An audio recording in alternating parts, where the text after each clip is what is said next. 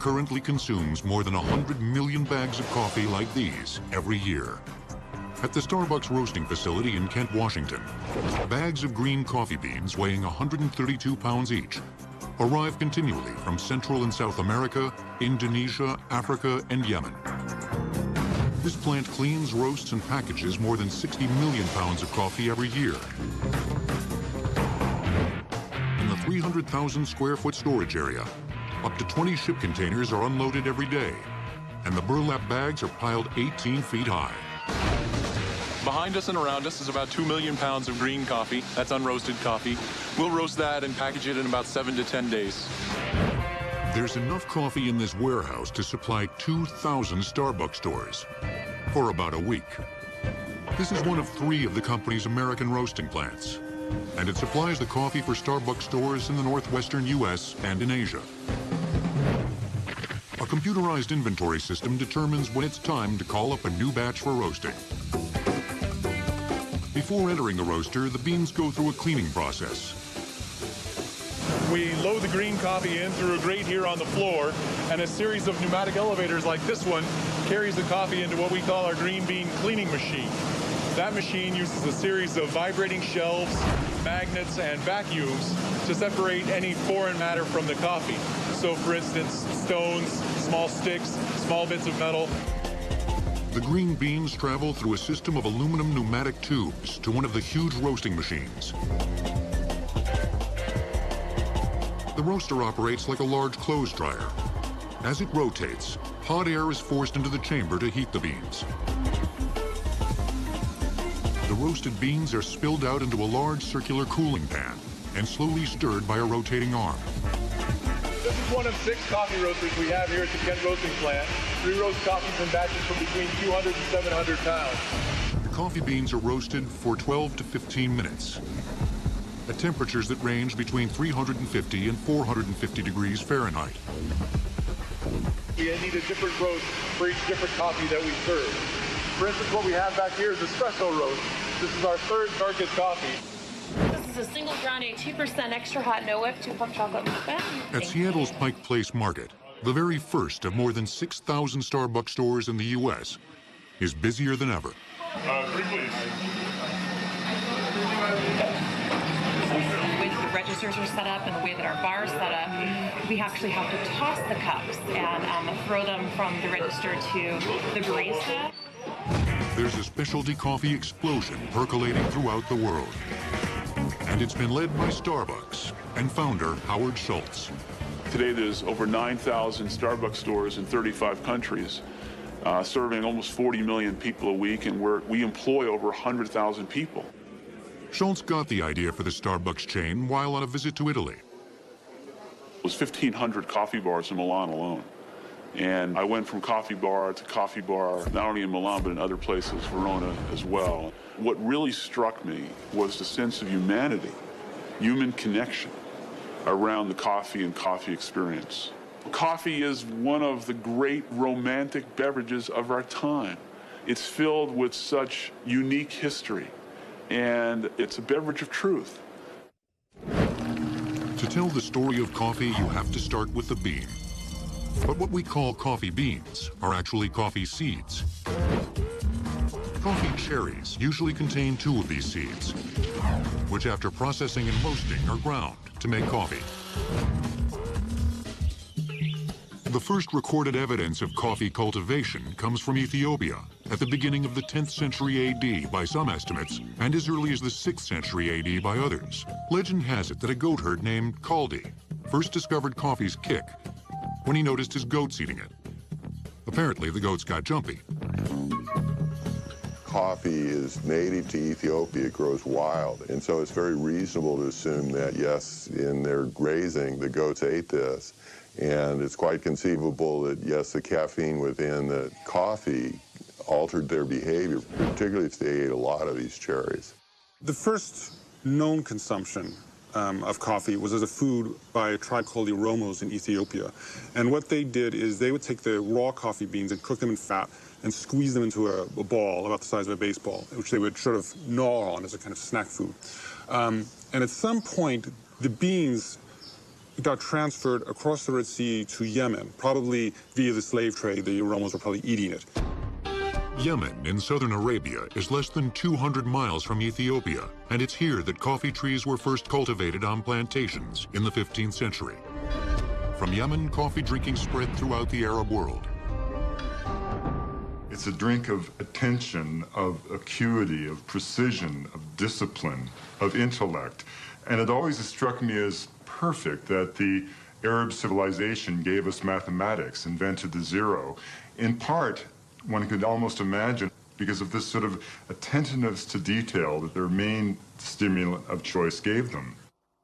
According to legend, the Arabs refused to allow the export of fertile seeds so they could hold on to their coffee and their culture. It was Islam that became the repository of all the knowledge of the ancient Greeks and of classical Rome during the dark ages of Europe. And so you have this sort of image of sitting around, beneath the blue dome of a Saharan sky, sipping your incredibly concentrated dose of coffee, and then letting the human intellect run wild.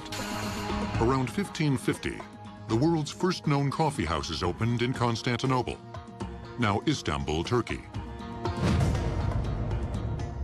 Turkish coffee is a blend of water, sugar, and coffee. It's made in a device called an ibrik, and the water, the coffee, and the sugar are brought to a boil 3 times. Now here we are at the second boil and the traditional third boil. There is the Turkish coffee ready to be enjoyed. In the 1600s, coffee and coffee houses spread to Western Europe and England. Up until that point in the 17th century, everybody in Europe drank alcohol. The entire continent of Europe was mildly besotted all the time. Why? Because if you lived in London or Paris, you couldn't drink the water of the Thames or the River Seine unless you wanted to get cholera, dysentery, or some other parasitic disease. You would start a day with beer. At 10 o'clock, instead of a coffee break, you'd have a beer break. And then at lunch, you'd have more beer. And people were constantly commenting on this sort of haze everybody was in. And so what happened with the introduction of coffee is that slowly replaced that. Work and coffee became inseparable in the modern industrial age. And perhaps coffee made the age possible in the first place. You simply could not afford to be drunk while you were working the heavy-duty industrial machinery that gave rise to modern society or the Industrial Revolution as we know it. And so caffeine became part of the Industrial Revolution because it became the drug of choice of the Protestant ethics, of the kind of anti-sensual, workaholic world that gave rise to the kind of the austerity of the Victorian age. Coffee made a big splash in a city where tea would later take over, when the first coffee house opened in London in 1652. By 1700, there were more than 2,000. They were called penny universities, because for a penny you could buy a cup of coffee and spend hours listening to enlightening conversations and debates. The cafes became the center of intellectual discussion, sober intellectual discussion. One of the foundations of modern democracy, the ballot box, first appeared in London's Turk's Head Coffee House, where customers could anonymously cast votes on political controversies. Some London coffee houses became headquarters for powerful business organizations, including Lloyd's of London at Lloyd's Coffee House, the London Shipping Exchange at the Baltic Coffee House, and the East India Company at the Jerusalem Cafe.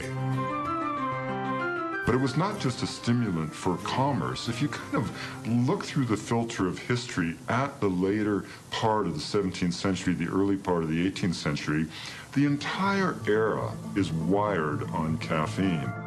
You see it in the literature, in the kind of reflexive cynicism of Jonathan Swift, the author of Gulliver's Travels, or A Modest Proposal, in which he suggested a solution to the Irish problem being the feeding of Irish babies to the hungry people of the world. Totally tongue-in-cheek, but a kind of wired caffeine cynicism. Eminent authors like Swift and Alexander Pope, and painters like William Hogarth, sipped their coffee at Will's Cafe, while Isaac Newton frequented the Grecian Coffee House. So each cafe became associated with poetry or science or business.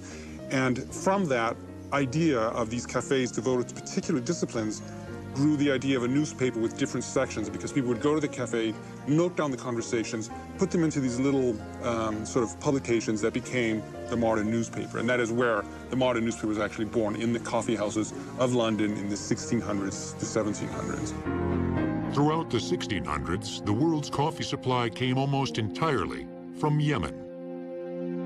But the Dutch, who dominated the world shipping trade, got their hands on some coffee seedlings and opened plantations in Ceylon in 1658, and Java in 1699. The first coffee house in Paris opened in 1672. Louis XIV was a coffee lover, and in 1714 the Dutch presented him with his own coffee tree, which he cherished. 9 years later, a French naval officer, Gabriel Mathieu de Thieu, took a seedling from the royal tree to Martinique in the Caribbean. Experts say most of the coffee now grown in Central and South America is descended from that single plant. A few of those seedlings would find their way to the Kona district of Hawaii. Coffee plants were first brought to Hawaii from Brazil in 1825 by Chief Boki, the governor of Oahu, on his way back from a voyage to London. In 1828, seedlings were planted in Kona on the Big Island of Hawaii by Reverend Samuel Ruggles, giving rise to Hawaii's coffee industry. Many Japanese immigrants were among the coffee-growing pioneers in Kona.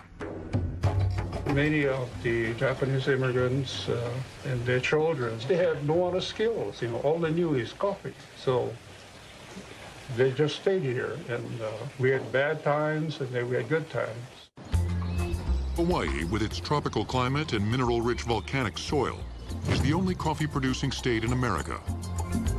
And the Kona district now produces some of the world's most expensive coffee beans. But for decades, expensive coffee beans would be the last thing American consumers were interested in. They wanted low-priced coffee, and lots of it. In an effort to keep costs down, some coffee brands would change their blends, but not necessarily for the better. This 100-year-old living history farm, operated by the Kona Historical Society, grows and processes coffee the old-fashioned way. Was a technology that was developed by the Japanese first generation and second generation beginning in the 1920s. So this was a small family mill. It was meant primarily to process the ripe coffee fruit into a dried product called parchment. I remember using cans like this. If you notice this, a can like this. When you're a little kid, you learn to count first. So I learned to count 1 to 10. Jeffrey Matsuyama grew up in this area on a coffee farm like this one. You fill 10 of these, and you could go play the rest of the day. I remember that, too. Most of the kids over here, we were on a coffee schedule. We got out of school around August, because that's when the harvest started.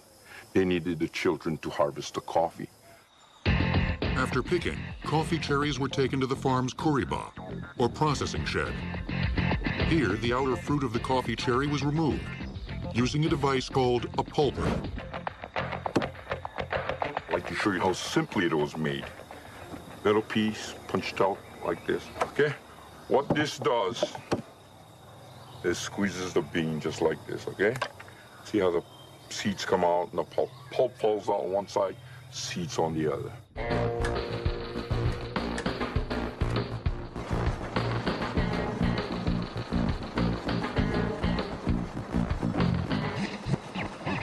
After pulping, the wet coffee seeds, what we know as beans, still have their inner covering, known as parchment. We're putting wet parchment, we call this parchment. Throw it inside there, it shakes it, and it gets all the moisture is drying itself off. All it does is actually drip dry the coffee. But over here, we got one better.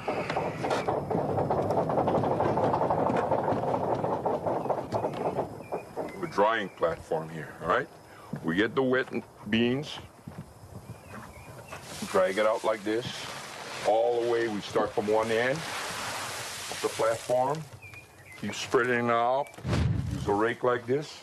No good for oak leaves, but watch what it does to coffee. Look how easy it spreads the coffee. Works really great.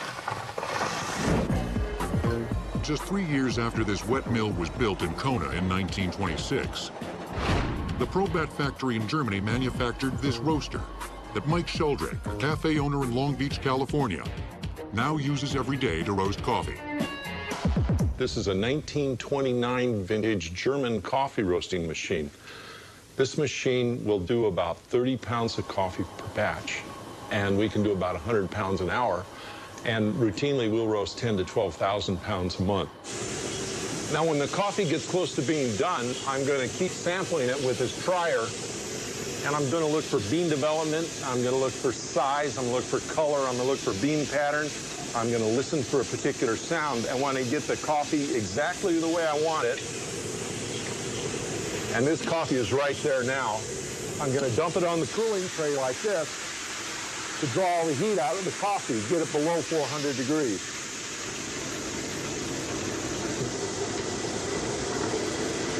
That's as good as the coffee is ever going to be. Some of America's best-known coffee brands started out much like this. In San Francisco in 1881, two brothers, Austin and Reuben Hills, began roasting coffee beans imported from Central and South America in front of their store. The aroma attracted customers, and sales took off. 3 years later, the Hills brothers abandoned retail sales for the wholesale coffee business. The familiar vacuum-packed can, still used by most coffee companies today, was pioneered by the Hills brothers in 1900. The cans made it possible to keep coffee fresh over much longer periods. It would take the rest of the industry a decade to catch up. At the turn of the century, there were two other large San Francisco-based coffee companies battling Hills brothers for supremacy in the West, MJB and Folgers. Back in those days, one of the most popular ways to brew coffee was the vacuum pot. And today, it's making a comeback. The lower bowl holds the water, which is connected to the upper bowl by a seal. And then the bottom bowl is heated, and the water will boil in the bottom bowl. The pressure will build up on top of the water and force the water up through the tube, through the filter, and into the coffee grounds where it will actually brew. When it's through brewing, we'll remove the heat from the bottom bowl. It will form a vacuum and suck the coffee through the coffee filter into the bottom bowl, making an incredibly delicious cup of coffee. In the early 1900s, most of the eastern U.S. was dominated by the huge Arbuckle Coffee Company. It was plant along the Brooklyn waterfront occupied 12 city blocks. In 1913, Arbuckle rolled out a new premium Christmas blend, U-Ban. The name was apparently a truncation of Yuletide Banquet. After a huge local advertising campaign, U-Ban became the top-selling packaged coffee in New York City. Arbuckle and U-Ban were eventually taken over by another coffee giant, Maxwell House. Maxwell House is another great branding story. There was a famous hotel in Tennessee known as the Maxwell House, and the chef was so concerned about its coffee that created his own blend, which became the Maxwell House blend. The growth of big coffee in the U.S. coincided with the growth of big advertising. Over the next few decades, national ad agencies based in New York City helped create national coffee giants that are still popular, including U-Ban, Hills Brothers, Folgers, and Maxwell House. How do you do, ladies and gentlemen? The growth of broadcasting networks accelerated the process. This is Harry Von Zell introducing something different in radio entertainment. And finally, about 75% of the total coffee volume in the United States was concentrated in the hands of just 5 companies. For decades, advertising, broadcasting, and coffee fueled each other in a gigantic percolating money machine. But the coffee wasn't getting any better, and percolators, in fact, were part of the problem.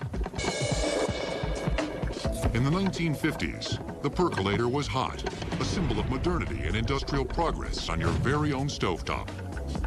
It even made a pleasant bubbling sound as it worked. This is the coffee that our parents drank. There's no worse way that you could ever produce coffee or bastardize coffee than with a percolator.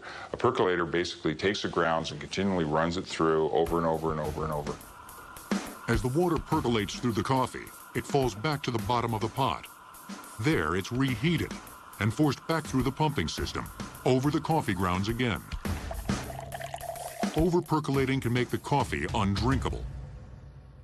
The two really bad things are reheating the coffee, because that changes it chemically, and then rebrewing that coffee through the coffee grounds. To make matters worse, according to experts, the quality of some major coffee brands sold in supermarkets was declining. Experts say price competition drove some leading brands to put cheaper and cheaper grades of ground coffee in their cans. And it was after these businesses were sold and the families were no longer in control that then the accountants took over.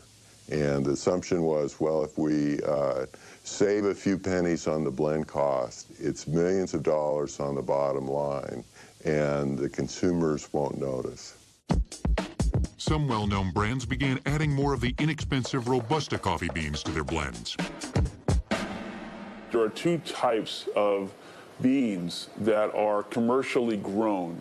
One is Robusta and one is Arabica. The Robusta coffee is the low-grade quality coffee that is found in instant coffee, and in many ways the commercial coffee that America's been drinking for the past 50 years. And Americans did not know any better. Widely grown in Vietnam and parts of Africa, Robusta plants resist disease and are easier to grow. They contain much more caffeine than the higher-priced Arabica beans, but produce a harsh, flat, and bitter brew. America was drinking swill. And I would like to say that Starbucks, in many ways, created a sense of awareness and a trial vehicle for people to recognize that there was something else. Good quality or bad, millions of people in America and around the world need their morning cup of coffee. No matter how it tastes, much of coffee's popularity has to do with caffeine, a drug that stimulates the production of adrenal hormones. That causes a rise in blood sugar, producing the lift the coffee provides. Insulin is then secreted by the body, causing sugar levels to return to normal. Most health experts say moderate coffee consumption is safe, but excessive amounts could cause problems. Coffee's been one of the lubricants of the industrialized world, and it's really the role that caffeine plays in stimulating our central nervous system and making us speak more clearly, think more clearly, improves our motor skills. It really lends itself to all of the activities that we normally undertake as part of an industrialized society. The majority of coffee consumers still buy the lower-priced cans of ground coffee at the supermarket. But sales of so-called specialty or gourmet coffees are growing. And in dollar value, this represents about half of coffee sales in the U.S.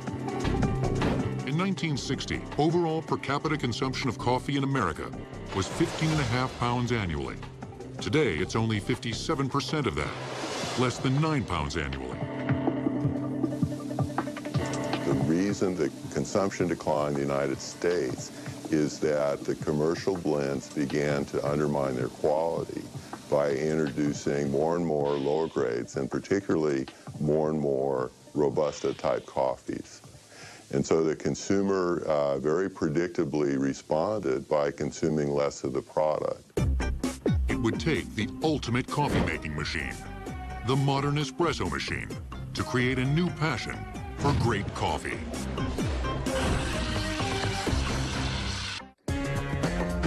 Here in the cupping department at Starbucks corporate headquarters in Seattle, coffee tasters sample beans at various stages, from delivery to roasting to packaging. The cupping room is the nerve center, really, for any coffee company, because it's where all the quality evaluations are made. Cupping is an art, essentially. And we take a certain amount of coffee and we roast it, grind it, and put it into a glass. And then we take nearly boiling water and pour over the top of that. And we leave the grounds in there, so you get all of the intensities, all of the aromas, all of the flavors. On a busy day, the department tastes as many as 800 cups. If they drank all the coffee they sipped, they'd probably never get any sleep. But just as professional wine tasters do, cuppers spit out most of the liquid, creating coffee in much the same way as a glass of Chardonnay.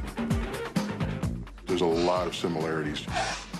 We use terms like buttery, nutty, caramelly, a lot of different things you would find both in wine and in coffee. Got a lot of room to it. Yeah, like a dark one. Yeah, it's very nice. Plenty of cupping goes on at the Specialty Coffee Association of America, based in Long Beach, California. It teaches people how to become tasting pros. We've taken what had been a tradition or sort of an art form that we call cupping and translated that into a very specific science. What's going on right now is 10 of some of the best cuppers in Colombia are here through a U.S. aid-funded government fund. And they're here doing a training on how to use some of the standards that we use to assess quality. So that it covers the entire palate, the coffee is sipped vigorously and loudly. When you first get started with cupping, a lot of people end up kind of choking on some of the coffee, but you get used to it after a while. Usually the louder it is, the better you are.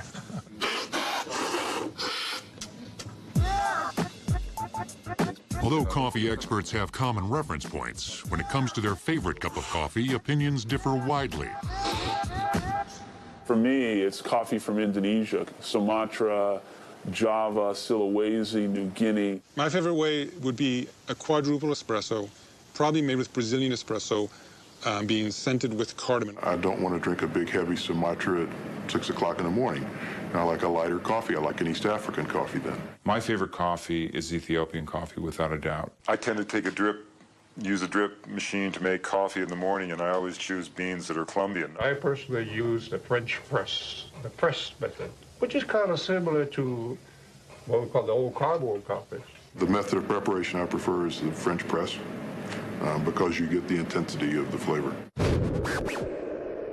This is a French press coffee brewer, and it's very simple to operate. You just put your coffee grounds in the pot, and then you fill the pot with hot water, and you want your water to be as close to 200 degrees as possible to get full extraction.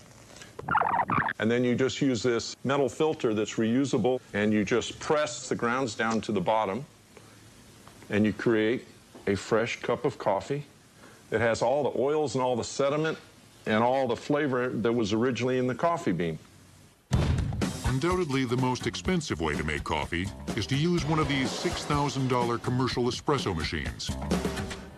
It's very important when you extract this coffee that you see very, very, very, very thin strands of coffee coming out, often the size of strands of spaghetti. The color we're seeing right now is a very, very deep rust color, and that's the color we want to see. It wasn't until 1948, in Milan, that the espresso machine as we know it was perfected. Cafe owner and tinkerer Achille Gaggia came up with the secret, which involves the use of a heavy spring and a piston. This combination forces hot water through finely ground coffee much more rapidly than steam pressure alone, which old-fashioned espresso makers relied on. The piston and spring produce a much faster, and experts say superior, extraction of the coffee's flavor. Some of the components on an espresso machine would be, first of all, the boiler. Inside the boiler is a heating element. The heating element will heat up the water, which will create steam pressure. Hot water in the boiler doesn't go into your cup. Instead, it heats up fresh water by means of a heat exchanger. Perhaps the pinnacle of espresso machine art is the cappuccino, a combination of espresso coffee and steamed milk. An original Italian cappuccino, the way the Italians have been making cappuccino forever, you're going to see the coffee in here. One thing that you don't want it to do is to have bitter espresso on the bottom and dry white foam on top.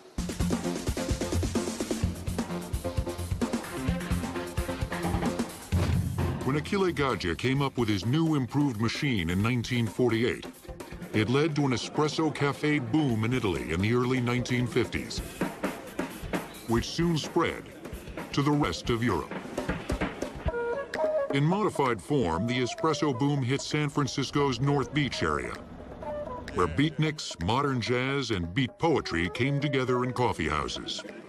The coffee house as a center of intrigue became as vital and resonant in San Francisco in the late 1950s, early 1960s, as it had been in London in the late 17th century.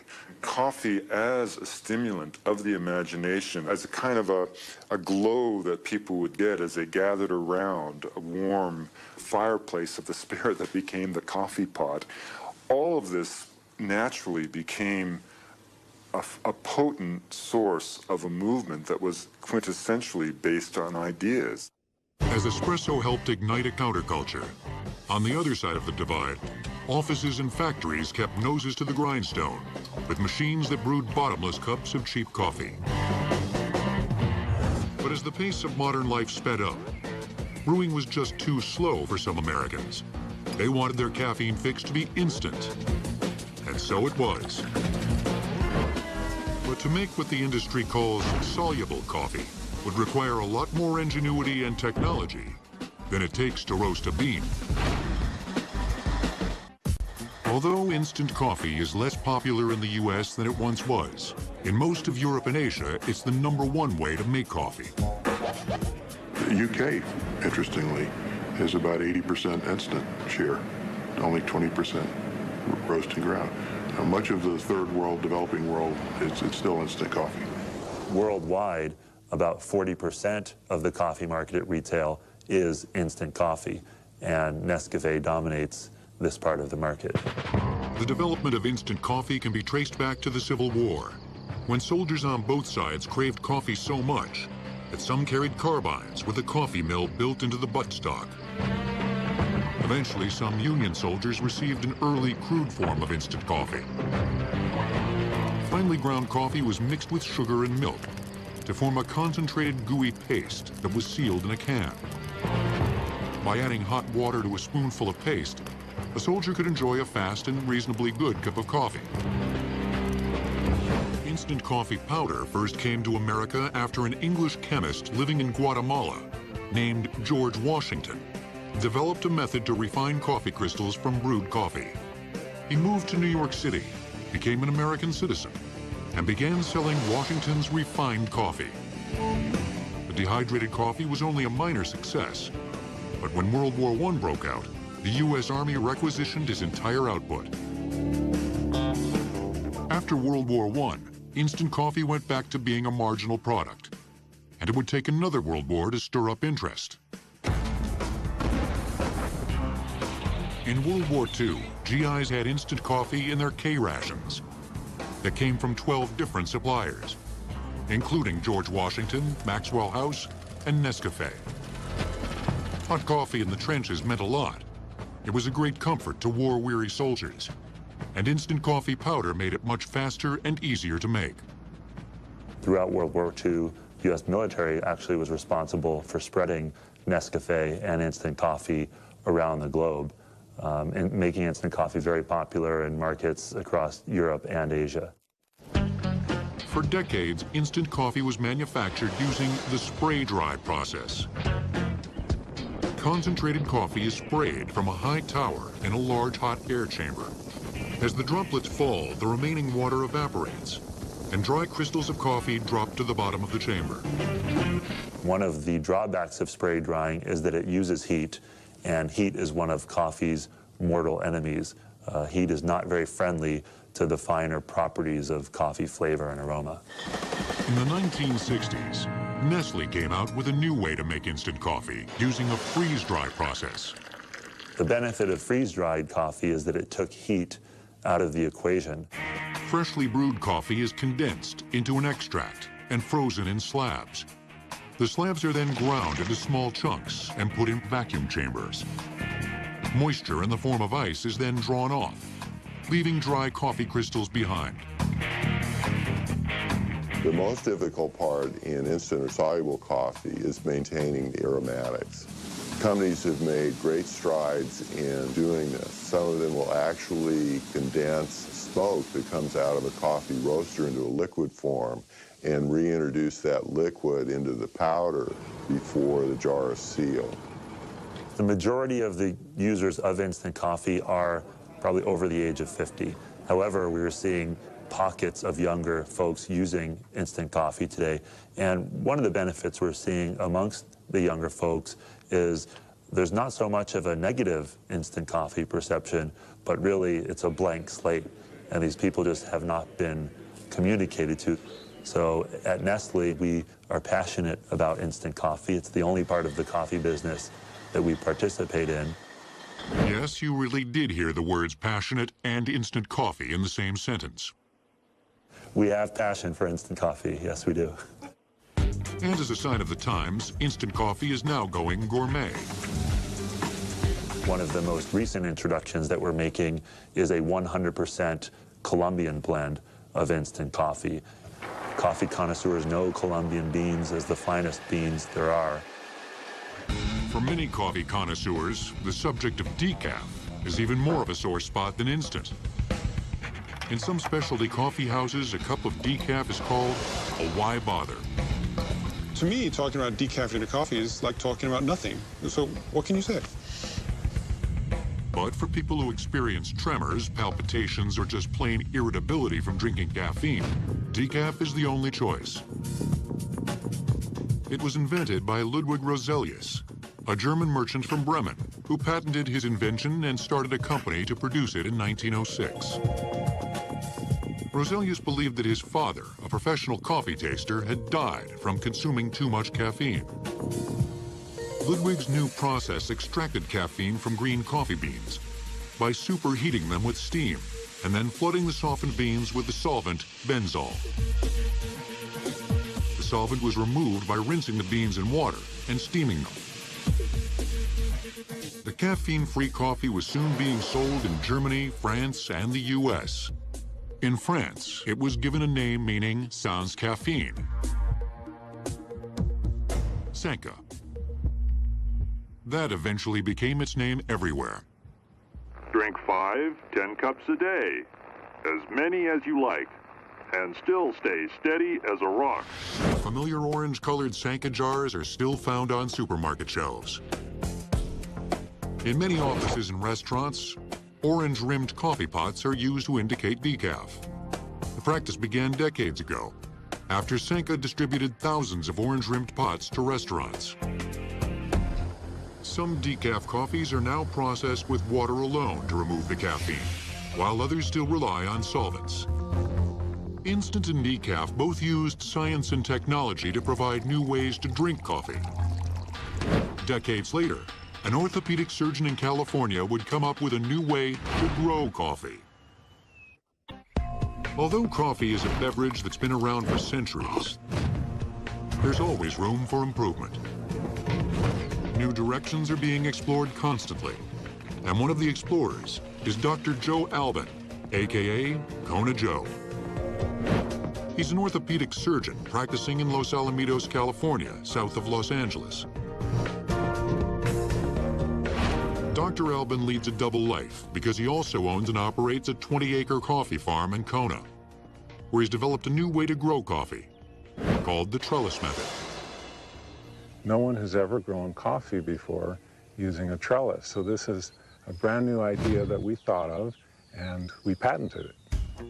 If Dr. Albin's farm looks like a vineyard, it's with good reason. He developed the trellis method after studying the way wine grapes are grown. Not only is coffee a fruit, and wine grapes are a fruit, but many other fruits have been successfully trellised, like the Fuji apples, peaches, pears, and kiwis. And the trellis has increased production of all of those fruits, but also increased the sugars and made them all sweeter tasting. The trellis system allows more sunlight and air to reach the entire coffee plant. This is a tree that's now 2 years old, and it's just at the right age to be trained to the trellis. By laying this vertical on its side, we're stretching the plant, making it wider, and a vertical can give rise to laterals, but also new verticals. It was a long-term gamble, but the trellis method turned out to be a great success.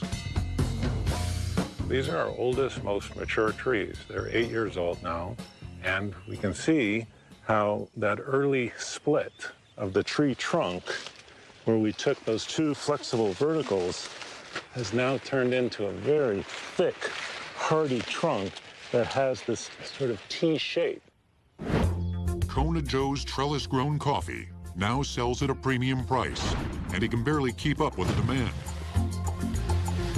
Each month, after 2 weeks on his coffee farm, Kona Joe becomes Dr. Joe Alban again and returns to his medical practice in California. It is culture shock going back and forth. When I go back to California now, I take off my blue jeans and aloha shirt, scrub my hands, put on my white jacket, and go back to face some very serious problems. And it's always an adjustment for me to go back and forth between the roles. Coffee growers in Kona have a much higher standard of living than most of the world's coffee farmers, many of whom barely manage to survive. The fair trade movement tries to address that by providing fair trade certification when coffee buyers pay a minimum of $1.26 per pound to small independent growers. Fair trade coffee sells well in Europe, where the movement began, and sales are growing in America. Yet another new direction for coffee is genetic engineering. Although it's still at the experimental stage, some speculate that scientists will eventually develop coffee trees that efficiently produce decaffeinated beans. But so far, there's no talk of a cappuccino tree. Probably in the near term, the genetic engineering that will have the greatest impact will be in the fruit ripening, particularly for coffees coming out of Brazil, where so much of the coffee is now mechanically harvested. Being able to have all of the fruit ripen at the same time is very important to the efficiency of that process. The long-term future of coffee looks good. As high-quality coffee consumption increases, and drinkers worldwide turn to their regular cups for more than just a daily jolt. My forecast would be that in the next 100 years, coffee will double in its volume. What will be much different is that coffee will truly move into the wine model, and it will become less and less a commodity. No doubt coffee will still play a vital role that no fine wine can ever match, as long as it continues to get most of the world going every morning.